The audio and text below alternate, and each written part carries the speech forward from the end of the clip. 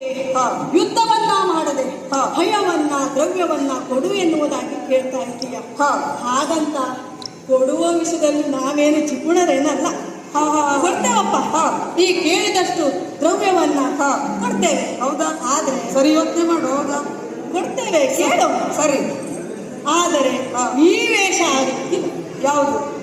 ಈ ವೇಷದಲ್ಲಿ ಬಂದ್ರೆ ನಾವು ಕೊಡ್ಲಿಕ್ಕಿಲ್ಲ. ಮೂಢನೆಂಬೆನ ನಿನ್ನ ರೂಢಿಯ ಭಟನೆಂದು ಆಡುತ್ತಿಹರು ಕೆಲರು. ಅದು ಬಿಟ್ಟಾಯ್ತಾ? ಇಲ್ಲ ಇಲ್ಲ. ಮತ್ತೆ ನೀನು ಬರೀ ಮೂಢನೆಂಬೆನೆ ಅಲ್ಲ, ರೂಢಿಯ ಭಟನೆಂದು ಕೆಲವರು ಆಡ್ತಾ ಇದ್ದಾರೆ ಅಂತ ಹೇಳಿದಿ. ಆದ್ರೆ ಹಾಗಾದ್ರೆ ಕೆಲವರು ಆಡುವುದು ಯಾವಾಗ? ಬಲ್ಲವರು ಬಹಳಿಲ್ಲ, ಕೆಲವರೇ ಆಡ್ತಾ ಇದ್ದಾರೆ ಅಂತ ಆದ್ರೆ ಅವರು ಬಲ್ಲವರು. ಬಲ್ಲವರೇ ರೂಢಿಯ ಭಟ ಎಂದು ಒಪ್ಪಿಕೊಂಡ ಮೇಲೆ ನಿನಗೆ ಮೂಢ ಅಂತ ಅನುಮಾನ ಬಂತು ಅಂತಾದ್ರೆ ನೀನು ಬಲ್ಲವ ಅಲ್ಲ ಎನ್ನುವುದು ಸ್ಪಷ್ಟ ಆಗಲಿಲ್ವ ಮಗು? ಹಾಗಲ್ಲ. ನೀನು ಆಡಿದಂತ ಮಾತು ನನ್ನನ್ನ ಹಾಗೆ ಕರೆಯುವ ಹಾಗೆ ಮಾಡಿತು. ನೋಡು, ಅದು ಹರಿಯುತ್ತಿರುವ ನದಿಯಲ್ಲಿ ನಿಂತು ಶುಚಿರ್ಭೂತನಾಗಿ ವಿಜಾನಾಗಿ ಬಂದ್ರೆ ನೀನು ಕೇಳಿದಷ್ಟು ದ್ರವ್ಯವನ್ನ ಹಣವನ್ನ ಕೊಡ್ತೇನೆ.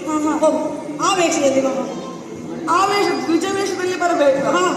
ಏನು ಮಾತಾಡ್ತೇನೆ?